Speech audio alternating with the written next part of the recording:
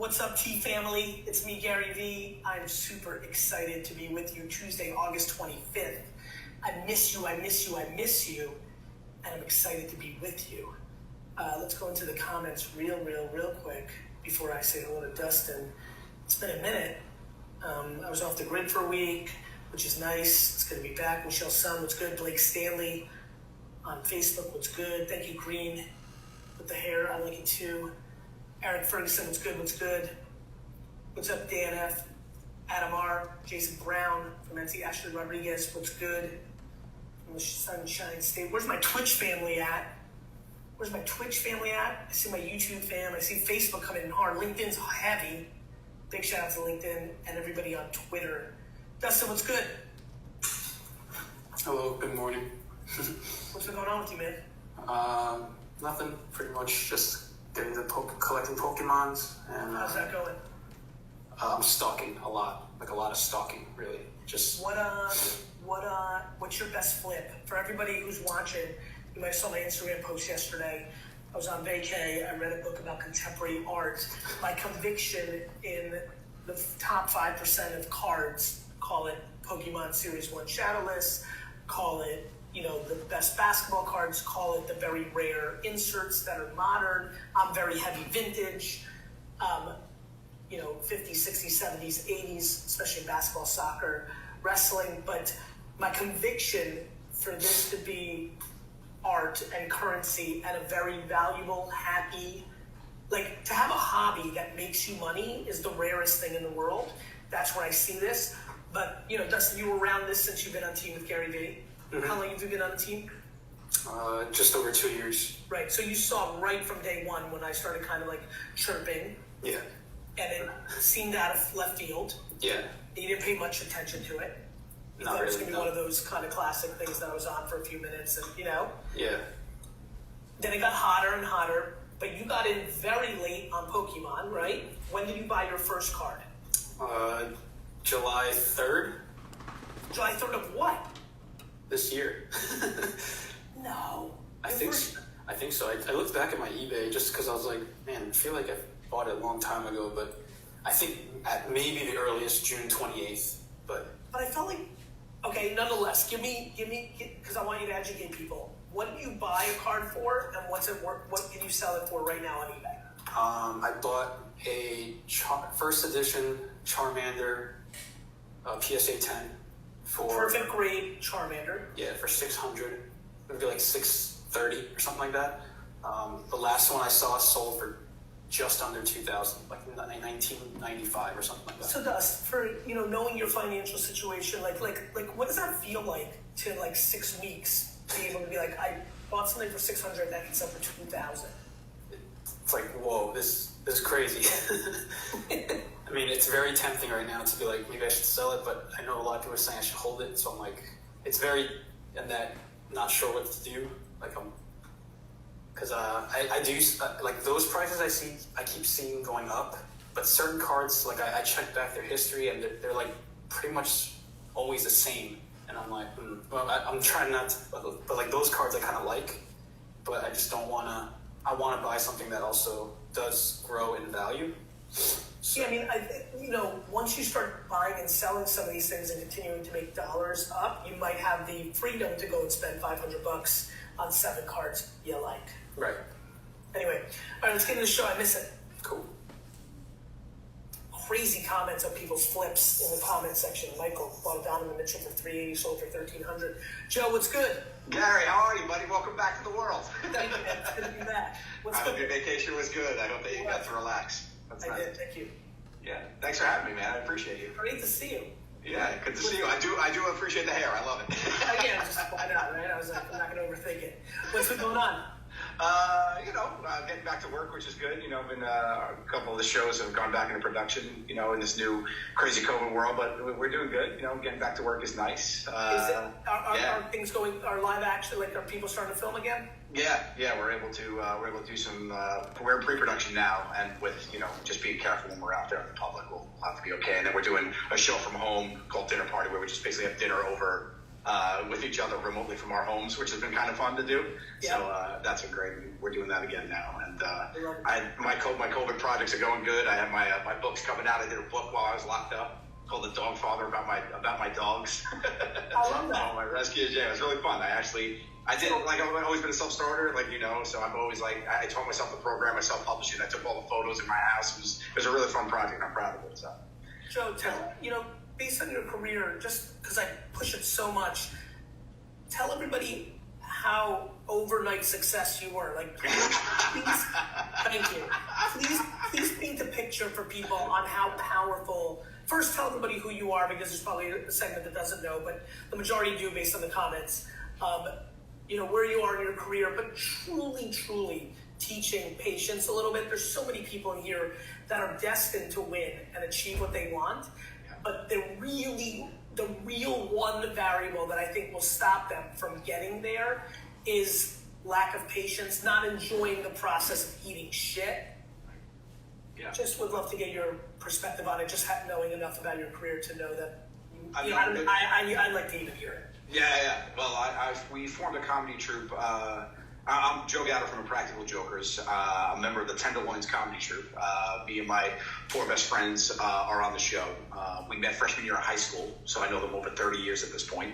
And we basically started an improv comedy troupe and tried and failed for about 16 years of trying to come up with different ways to quote unquote make it either TV or movie or whatever. And we had a couple TV shows that didn't make it. They just made pilot and never went to series. And we finally stumbled upon our version of Impractical Jokers, which is our version of a hidden camera comedy show where we make each other the butt of the joke. And we're in our 9th season now.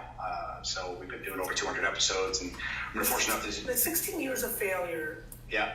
With such a big group, it's not just one person. Yeah. And I don't know this, so you're going to answer for me. Did some guys quit and take real jobs? Like what happened? Like, what was the close? If I asked you what was the single closest moment to this actually not happening, what was it? What year was it? What was the circumstance? It was about 1 week before we came up with the idea for Impractical Jokers. Swear to God, it was our last idea. Yeah. It was our at the buzzer 3-point shot. Like, it really was. We were, and it was me. We had gone, the stuff we were doing, we'd gone down the path of like acting, where we're doing sketch comedy. And I'm funniest when I just do this. This is my type of humor. That's how I made my friends laugh. It's just me being me, and I'm not necessarily an actor. I always wanted to do behind the camera, direct, produce, like that. So I was like not really comfortable with the way it was going. I was like, guys, this isn't, I love you, but this is not for me. It was always a side hustle. We had four of us all had separate jobs even during filming.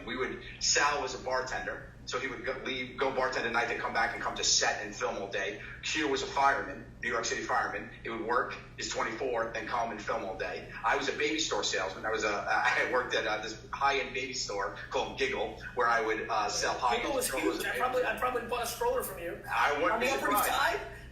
Yeah. No. I opened that store. Yeah. On what? Lex and 74 or something like right now. Yeah.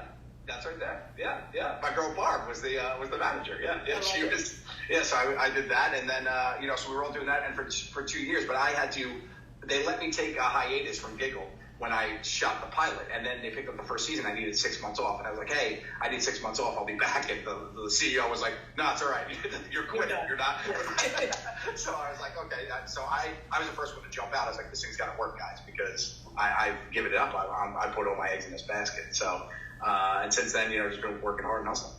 But I think for sure what you're saying is, like, definitely the failure molds you into the success you're going to be. Because if you don't have that failure, you're going to be a guy who doesn't know how to handle and appreciate success. And I think that's a big part of why some of these people fade out. To me, it's kind of like the sports card thing right now that I'm completely upset. Like, Joe, I'm not joking. There's now a 30% chance that I'm going to quit everything I do and become a full-time sports card trader. That's fantastic. And it is fantastic, and it's weird because 30% is a big number. Well, you do 1,000% of stuff, so right, that's right. But I'm telling you, like, literally, like, it's because what I recognize in it is when you love your process, you're in your best spot, and being honest to myself, listen, I'm so in love with Tea with Gary Vee content. being this, the CEO of like big companies and all this. I really love it. But man, doing research to 2 o'clock in the morning on eBay and Google to like see if I can find an angle in sports cards that like some weird, like there's a sugar daddy. Remember sugar daddies? You better define that, Gary. You're in some trouble. Right, thank you, sorry. Sugar daddy the candy, not sugar Yes, I got daddy you. like some of the guys that are watching right now are living. They had a sports card that was very weird because the candy was weird, like a very weird shape. Nonetheless, like it literally is this set that's kind of worthless.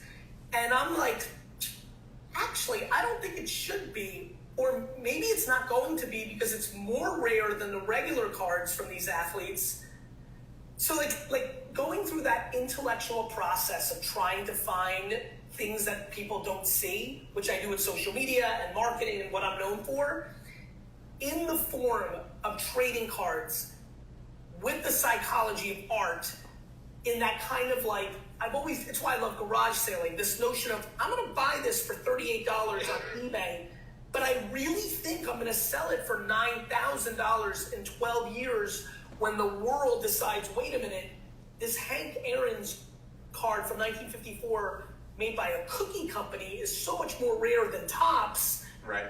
Maybe it's actually worth much more than Topps instead of much less. Like that shit, Yeah. I love my process. The same way that I'm sure you guys did gigs, bombed, got Terrible. especially because you guys are East Coast guys. So like we're not in we're not in Milwaukee where people will be a little more cordial. This is like literally like guys yelling at you and saying like, get the fuck Boo! out. Punching you. Fuck you, not even boo. Like, but then I picture you guys having a beer afterwards and kind of going into, that sucked and was the fucking best. Yeah. I mean, For everybody who's watching right now, so many people want to win, get followers, make money. If you can get into the world of that fucking sucked and was the fucking best, is that true? Would you agree? 100%. You gotta enjoy what you do. Like fun in the failure. That's basically the mantra you have to have. You gotta have fun while you're failing, because that's that fire you're talking about. Like anything you think about, when you can't get something off your mind, I mean, that's the thing you need to chase. That's the way you gotta go after it. Either if it's whatever you want to do, if that thing that keeps whispering in the back of your head, you gotta listen to the whisper sometimes. I think that's right. You have any questions before we get out of here? I would love one. First of all, I just want to tell you, fanboy a little bit. I love you. I love what you do. I love your messaging. You're fantastic. I think it's been important, especially for the kids today, to have people to look up to. And I have 2 kids, and I'm thankful for people like you out there. So I will say that I've also been called the Gary Vee of comedy. I don't even know what that means, but smart. That must be it. But I very much like you. I come from like a place where fuck what other people think. But there's also a line there, and I talk about that, and I teach about this line too. But what you always say, you don't give a fuck what other people think. But what are your thoughts on not caring what other people think versus listening to constructive criticism that's coming your way that you don't want to hear? I only believe in the audience. It's almost like, Joe, I'm not in love with constructive criticism from somebody that's in between me and the audience. I'd rather go to the audience, let them shit on me. I love that. They're only right. The world is only... I sit here with this weird thesis of sugar daddy cards, but if they fail, the audience was right. I wasn't. Somebody who's been in the sports card business for 20 years saying to me, hey, I've been around the block, kid. These won't be anything. I don't believe it. It's actually, ironically, what's happening in sports cards. It's what happened in the wine business. It's what's happening with VaynerMedia. So you grew up in a world where somebody had to say yes for you to get to the audience. Yeah. So you had to very much have a different relationship with another human being's constructive criticism, AKA their opinion. Yeah. I got really addicted to the internet and still am. Everyone's very mad at it and it's bad and the Russians, and I get it. But it is still the platform that does not have a gatekeeper that lets me be me. This show, like, I'm brushing my teeth. 6 minutes before, calling Y Library to get there, and then boom, I'm here. We're here. And nobody's in our ears right now saying no, less of that, or don't say fuck again, Gary, or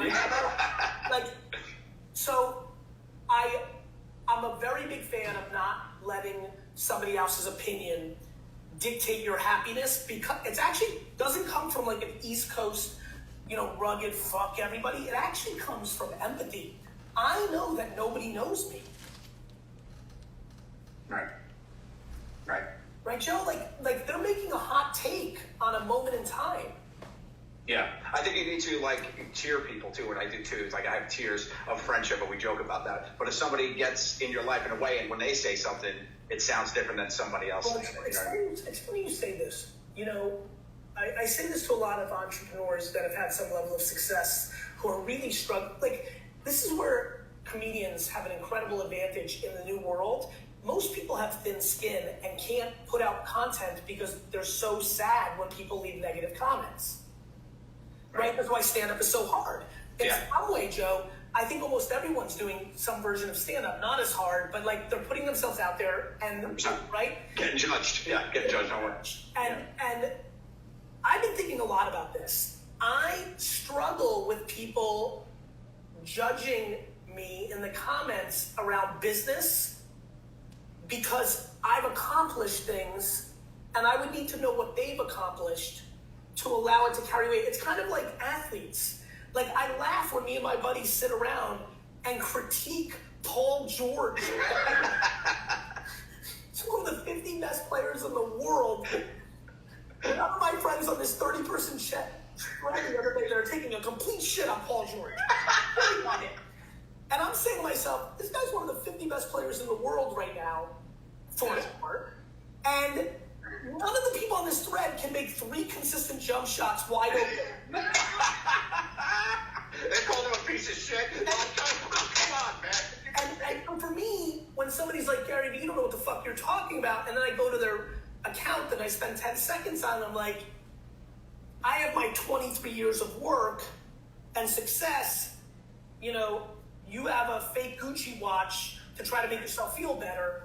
I'm going to be okay. So to your point, you've got to judge the judger. I respect criticism, but I respect people's opinions. I like hearing it, but I only believe in the audiences, the end consumer. Yeah, smart. Yep. It's great. I love you. Good answer, Gary. Good answer, buddy. Dustin, you take over. I just got to grab this coffee. Take care, buddy. Bye, Joe. Love you. I guess I'm taking over. Thanks, Joe. Thanks for having me, man. I appreciate it. All right. Well, we're supposed to have Doug Bob's next, but Gary needs to make coffee first, and he's talking on the phone now. What the hell? Oh, God. I'm going to wait to bring on Doug because I'd rather have Doug and Gary talk together. But actually, fuck it. Bring you on real quick. Hey, Doug. What's up, Dustin? How are you? Good. Gary's on the phone. Where are you calling in from? I'm in Baltimore, so East Coast, so not too far. Nice. There he is. Dustin, make sure you stand by because it's just coming up. I haven't grabbed it yet. Doug, how are you? Gary V, man.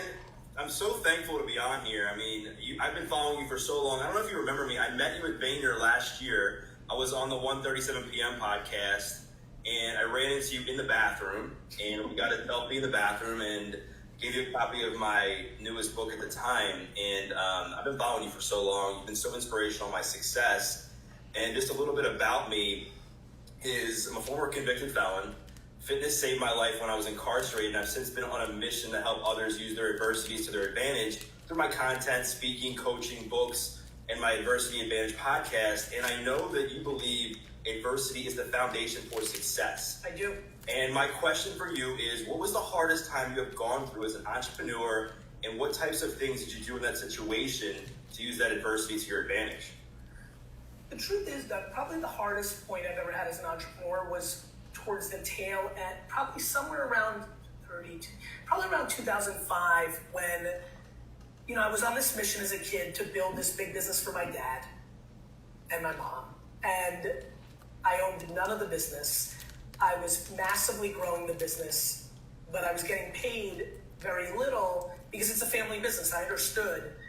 But I basically had my 22 to 34, I had a job and I was grossly underpaid because I was running the business. And towards the end, I struggled with that. I started to, I think it's fair to say, resent. It's tough to build something from 3 to 60 million, make, 70, 60, 40, through the years, 40, 50, 60, 70, 80,000 instead of what somebody else would be doing. If I wasn't my dad's son, I'd be getting paid $1 million or $2 million a year. So I lost twice on paper. I didn't own the business. I knew I was a superstar. I looked like a loser because I was working for my dad. That's just how people looked at it. I was okay with most of that because I didn't give a fuck about the outside. But I was starting to resent because I'm like, I'm fucking building this. I don't own this. And then after all that, I go start zero and I start building something again. And then people are shitting on me of like, oh, you took daddy's money. They don't know my story. Right. I think so many people, you're right. So many people will judge somebody based on the surface level stuff, and they don't see the back end. They don't see the climb. They just see you at the top, and they're like, that guy had it handed to him. But really, they don't see the hard work you put in. Bro, fuck hard work. I got the reverse of handing to me. I handed shit to people and then started over. Like, bro, I've got real fucking feelings about this. Because people try to use the fact that my dad had a business. My dad had a $3 million a year business, 3.8 actually, to be fair to him. But it was making $380,000 in gross profit, and then that was before expenses. It was a small business. Like, I get paid more in 2 speeches than my dad was taking home. But my dad came here with nothing. Right. Like zero. It's insane what he accomplished. Man didn't speak English in 1978, owned his own store in 1983. Late 78. So like he killed it. But bro, that doesn't take away from, like, you're asking me my struggle? My struggle was I fucking demolished it, but didn't get the personal financial value from it. Then started a new business and gave 50% of that business to my brother on day one because we're partners, and struggled with that because I was driving more of the business. Like, my biggest struggle has been my whole career. I've been in family businesses where I was the fucking number one, but my financial ramifications for being the number one was nowhere close to being justified for what I deserved. And I'm so grateful for my wiring that I love my brother, my dad, more than I care about the dollars. And I was able to get through. And it's all good, but I hate when I'm trying to help people win, that people try to throw around that I was handed something, handed something to get to where I got to, when in reverse, I've been handing out and still am here. Yeah. And I think it goes so much into what you do now and how much free content you give away to help other people. And I think it's what I'm doing now, bro. Right. Bro, I should not be telling anybody about what I believe in sports cards and Pokemon cards. I can be gathering that all for myself. Big shout out to Kahuna, who I just saw in the comments. Patrick, I know you know what's going on with the sports cards because of Anthony. You better get fucking serious. But like, bro, it's my nature. I'm my happiest when I'm giving. Yeah, amen to that. And like, the last thing I want to ask on that is, why do you think so many people make their struggles like worse? I believe that like when we hit hard times, we have a choice. We're either going to use it to our advantage, or we're going to make matters worse. Like, why do you think people just sit in the struggle and struggle even more? DNA, parenting, circumstances. Your parents, siblings, and your 3 to 7 best friends, and then a coach or a teacher or a grandparent. Like, there's 17 people that shape you. Right. There's 1 to 17 people that shape you. who that is a huge factor. I was shaped by my mom, the most positive, loving, supportive, self-esteem building, but with rules and fucking discipline and like no bullshit and no 8th place trophies. I'm the byproduct of that. Then I go into my dad at 14. The guy's completely like lying as the devil and like sucks bullshit out of me from 14 to 8. You know, I'm the byproduct of that. I also like didn't speak English when I'm 5 in Dover, New Jersey. I don't even bring up Dover. We lived there for a year. I was saying we went from Queens to Edison. I've always wondered this. I was like, why don't I bring up Dover? We were there for a year before I went to Edison. It was a quick stop. Is it because I got picked on so much that kids would hand me like, I'll never forget the 4 kids in the neighborhood in 1980. I was 5 and a half. And they're like I remember it vividly right now. They literally forced me to drink this Pepsi can. I didn't want to because I knew something bad, because I could feel the energy. But I drank it because I was getting bullied. And they peed in the Pepsi can. Like, you know, I was bad at school. I wasn't good at sports. I lost my entire 18 years of my life. It didn't seem that way because I had a good personality. I was happy. I had friends. But the world wasn't telling me, outside of my little fucking cocoon of my own fucking head and my sister and my mom, before AJ came, because he's 11 years younger than me, the world was giving me no indication that it gave a fuck about me. And so for me, it's really easy not to give a fuck. Because they didn't give a fuck about me first.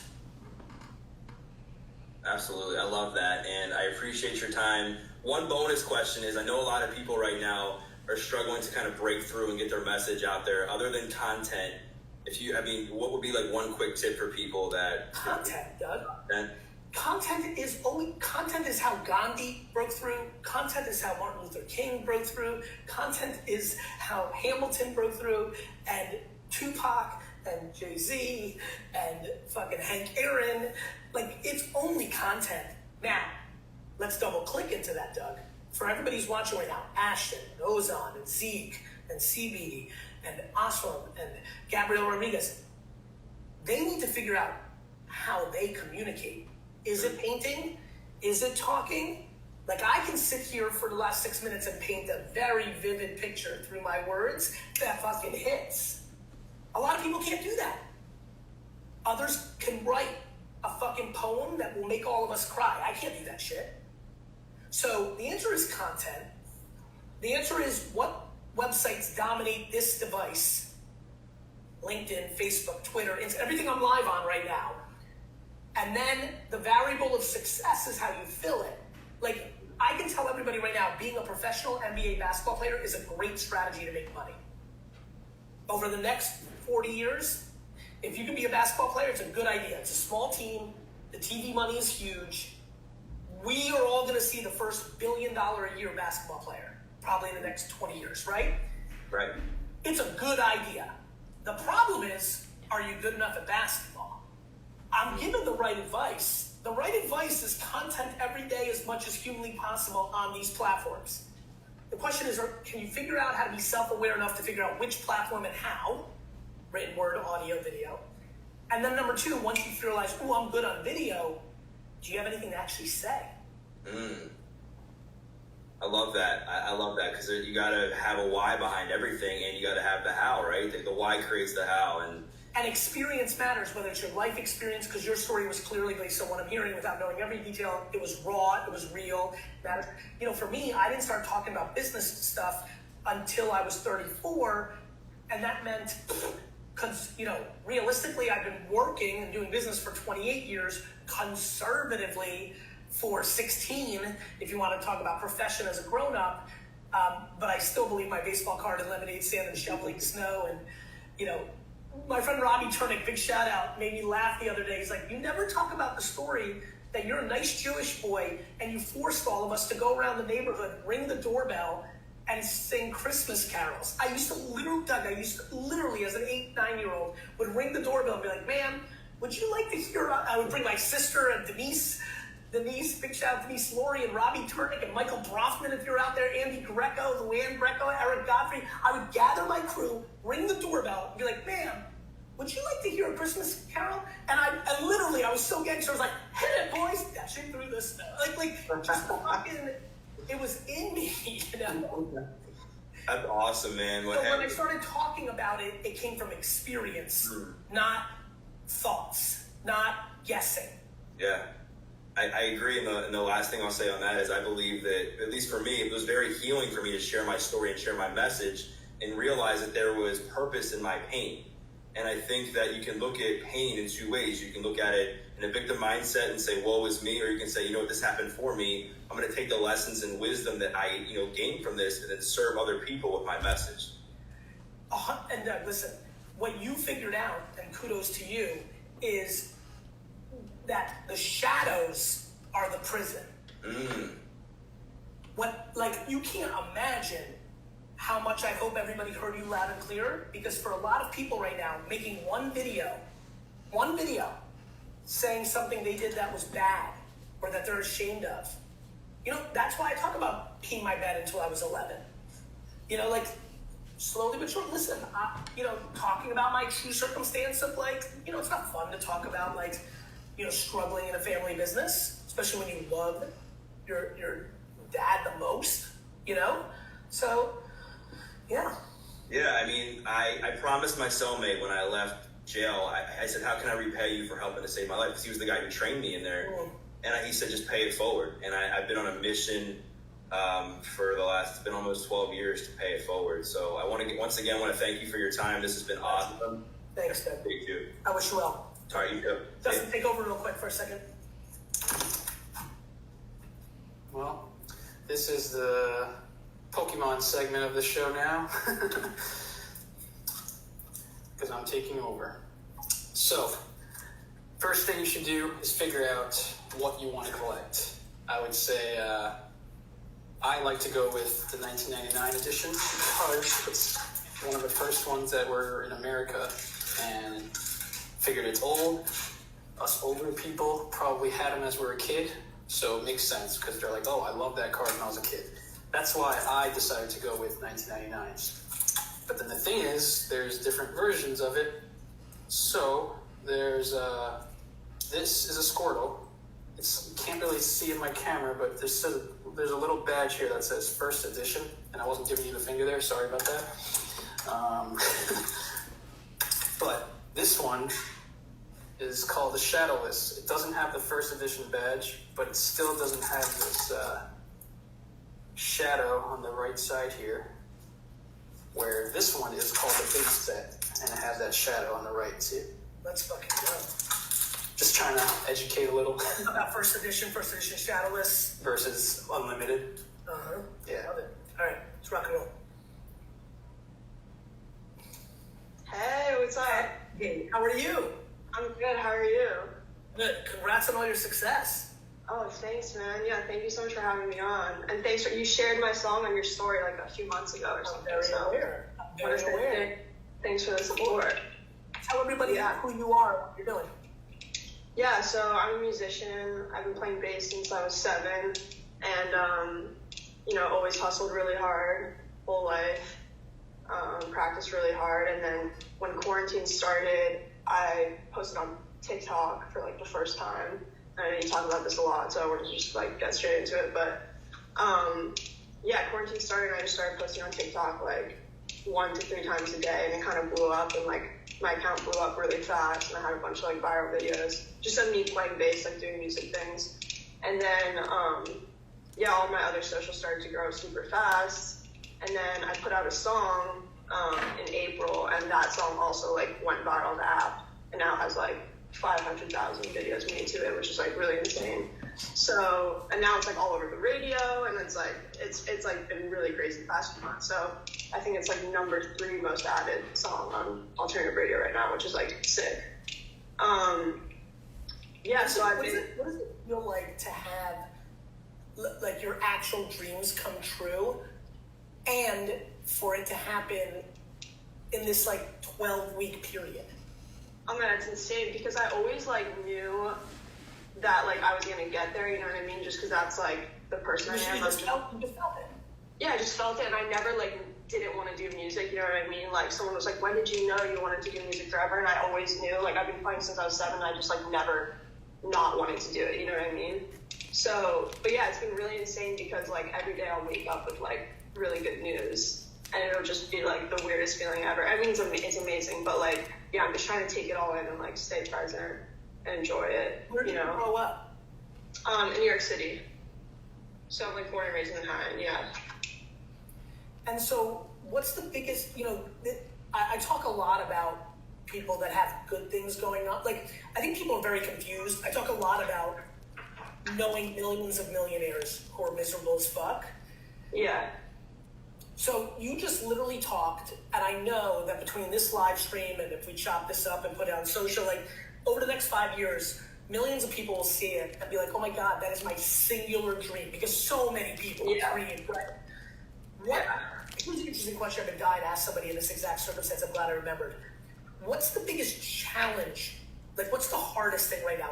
Is it the cliche with so many more people knowing you, you're getting so many more people saying shit about you're not that good or you're ugly or like that normal shit, bullying? Is it, oh fuck, like for me, I love the process. Like, I swear to God, Blue, like I feared the day I buy the Jets like you can't imagine.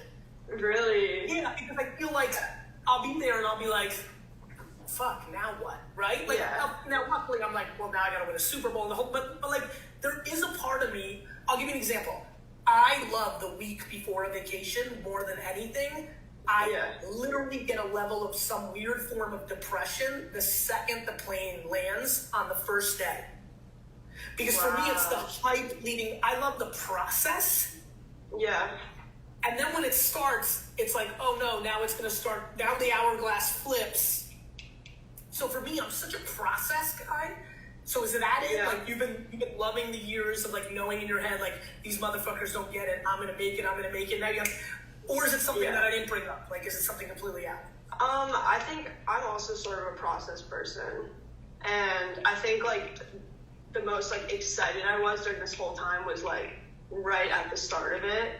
And like I put out the song April 17th, and I think it was like beginning of May that it really started to like, take off. And I was just like waking up and like every day it was like something like your songs on the radio, which is like in my head I wouldn't have thought it was gonna come this quick. So I think the thing that was like the happening really fast was also like really exciting to me. But now is where I'm getting like, now that everything's kind of popping off, I'm like a little bit more like stressed out about it because like now's the time that make new decisions. Yeah, I have to make new decisions, and then like I had the whole like all the label discussions, like that was a whole thing that was really interesting to me because like that's the other thing, like having all these major labels reach out is another like dream sort of come true, because that's just like a childhood thing, like major label like talk. You have a manager? Yeah, I have like the best management. I love them. And so did you have them for a long time? Just for like about a year. So you were able to form something before. It's always really nice to have that trust with them during that process. Yeah, totally. And they found me on YouTube like when I had my song had like 20,000 plays or something when they found me. So like we really grew together, and like I'm really like excited about my whole team. But I'm a process person. Like when I was first doing the TikTok stuff, like it was keeping me so sane like during the whole quarantine, because I would just like wake up, get dressed, make like 3 TikToks, and like that would be my day, and I would just like. Why did you get serious about it? Did you know it was popping? Somebody like, you see another artist or something? Did somebody tell you, like what pushed you? So I like heard about the app a while ago, like probably like a year ago, and I always had an account. I just never like did anything with it. Did you know it when it was Musically?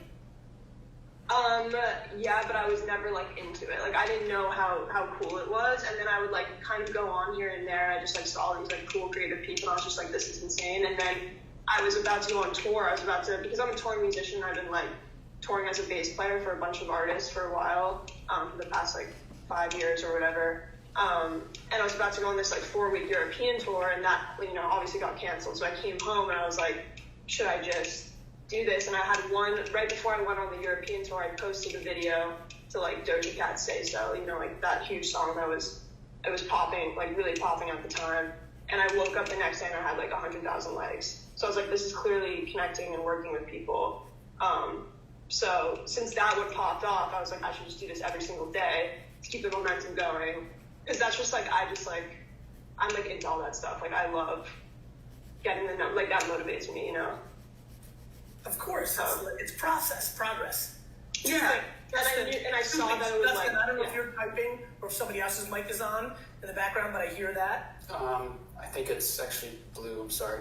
It's Sorry. Oh, yeah, sorry. It's like every time you talk, for some reason, I do hear it. Also, I don't know why. Don't worry about it too much, Blue. All right, what's your question? Okay. Oh, I was gonna ask. So I'm about to put out a new song because we've been milking this past song, which is called "Figure It Out," by the way. We've been milking that past song, you know, for the past months, and we're about to put out a new song. And I was wondering just what your advice would be, like leading up to the next song, like what I should be focusing and like prioritizing right now. Do you have a closed community? Do you know that phone number thing, community? Yeah, I have that. Yeah, I have that. Yeah. Great, I'm so fucking pumped right now. You just made my day. Yeah. I think you should play with that. I think you should. Do you know your phone number off the top of your head, or do you have to look for it? I can look it up really Look it fast. up right now. We'll get some of the crew in here to follow you. Like, I think you should do something with that. Okay, interesting. Yeah. I think you could do It's something. Yep. 917. Should I say it out? Yeah. Dustin's good like that. 917 540 8521. Right. So I think that you should. You got that, Dust? There we go. So everybody, check out what Blue's doing here. Like, you know, first check out her songs, see if you want. You know, because texts are kind of like your place, but I think you should do something super special for your community. I think you should take a couple days, build this up, be like everybody on social, like I'm popping this off for 24 hours first to my community. Yeah. Then put it on some sort of secret URL, whatever you decide to do, whether it's a password at YouTube or, you know, I'm sure you and your team can figure it out. But I think this is your opportunity to thank everybody who loves you. Mm-hmm. And people love early access. Yeah, totally. So- Like we did that with Good. yeah, we did that like with like my merch drop and stuff, and I go through and I like respond to everyone. Like I'll send like some mass stuff, but I'll like go through and respond to like everyone individually because like I think I think that's important. getting access to something as big as a new song is a super value prop because you're not asking them for money like you are with merch. So Yeah. I would think about playing with that first. I really think that platform has the opportunity for new launches in a very interesting way. Mhm. Yeah, that's a really interesting. I'll definitely do that. Yeah, because So you think I should be spending the time now just really connecting with individual people and like Yes. growing that fan base instead of like, and like TikTok too, I guess, just like keep. Well, I posting on think, you know, TikTok. and I've been watching you for a little while, as you may know, like, so I think you have the potential to have even like the way you're talking right now, which is affirmation for my intuition. I have a funny feeling that everybody in the comments is like, wow, this is a young woman. This is crazy composure. She's got like such a big thing going on, but look how normal she is. Look how thoughtful she is. That speaks to me in a very interesting way because I also know how talented you are at bass. You're an actual musician. What that speaks to me is like your goal, because you love your process, is to become the Grateful Dead or Fish or Lady Gaga. And what I mean by that is, I think I'm fascinated by musicians that don't realize uncomfortably loving their fans, like Fish, Dave Matthews, like uncomfortably loving your fans leads to you being able to do it for the rest of your fucking life. Taking them for granted, whether that's because you got your own fucking issues in real life or because you take them for fucking granted, is the easy way to have 4 great years and then not. Yeah, you're right. Yeah. So yeah, like when I tell you, Blue, like this is real. From 2007 to 2011, I would spend 15 hours a day replying to people on Twitter, one by one, and answering every email before I would go to sleep at 2 or 3 in the morning. That became my foundation. Mhm. Yeah, because they stayed with you forever. So. And by the way, I fucked with them because my friend Kahuna in here said this already. I switched from wine content to business. So that was hard for a lot of people. Like, you're going to be able to stay in your same, like, actually, a lot of them had to make a decision if they wanted to hear this stuff on my mind. It may happen to me now. I may transition from business to sports cards. Right. I'm obsessed right now with Pokemon and sports cards, Blue. Like It's sick. Do you That's like awesome. Pokemon cards? I haven't gotten into it, but maybe What I about should. Magic the Gathering? Did you collect anything as a kid? I mean, like basses and guitars. I love that. Literally, like, they're like all there. You know what I love about that? It's like the same thing as like if 13-year-old me saw me at the height of my career at 44 spending all this time talking about sports cards, I would have been like, wow, I can't believe how consistent I stayed. I love that for you too, like what you just showed. Listen, Yeah. I'm gonna leave it with this because I'm gonna go to the next one. Please love your fans more than they love you. Totally. That's great advice. Just figure it out. 6 minutes a day. Yeah. Let me tell you something that will work every day of the week.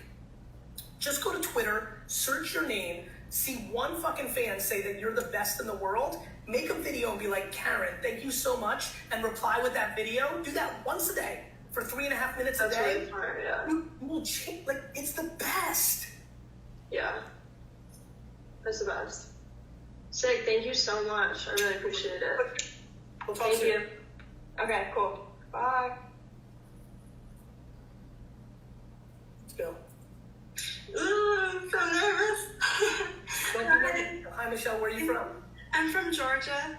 Amazing. What's going on? I'm not sure what you do. I watch you like every day. You've really changed my life. Thank you. How so? Oh, my mindset. Like, I was basically, before I was following you, I was just trying to find out what would make me the most money in life. And I graduated with a marketing degree, went straight into sales for like a year. And I don't want to say I hated it because my first job was pretty good. I'm so nervous, I'm sorry. Don't worry, you're doing great. My first job was pretty good, but my second job, I was so miserable. Like, I was just so depressed. And then I decided to move home. Good. And now I'm living with my parents, and I'm kind of trying out different things because I've always wanted to be an entrepreneur, and maybe not on like a huge scale, but just doing something little by myself because, I don't know, it makes me excited. That's good. How do your parents like having you home? They love it. I'm really close with them. So Yeah, I'm close to my parents too. Like I spent a lot of time with them during this quarantine, and like it wasn't enough. Like it's so fun. Like I actually would live with my parents my whole life. Like super down for it. I love it. I just, I'm going to be getting married in like a year, so then I'll be moving out. But other than that, I would live here forever. I love that. I love that. I love that. I love that. What can I answer for you? Okay, so my dream since I was like 13, I'm 22 now, has been to be a content creator. And I'm still not sure what I want to do, like what topic. But I've just been making like TikToks, like following trends or like random thoughts throughout the day. But I get really put down by people's comments, and I've been watching what you say and like how you say don't listen to them. But I'm just like a really soft person. I'm really sensitive, so I have a really hard time. Let me help you. Let me try to help. The biggest thing that that you need to realize is they don't know you. And there's two things. You have to be empathetic and feel bad for them. Like, Michelle, listen to me. Do you know how sad of a place somebody is in that they've taken the time to watch your video and say something to make you feel bad so that you can feel bad with them? Do you understand how sad one feels? Like, I'm not joking. And I think people think I'm just trying to cheer somebody up. I'm not joking. When people say shit about you, like, you're ugly, that's stupid, you're not funny, you're dumb, that's wrong, like, I don't know how to do anything other than feel really bad for them. Yeah, what's really hard for me is like I have a lot of confidence in like my abilities and like I believe in myself a lot, but there's a lot of people like commenting on my appearance, which is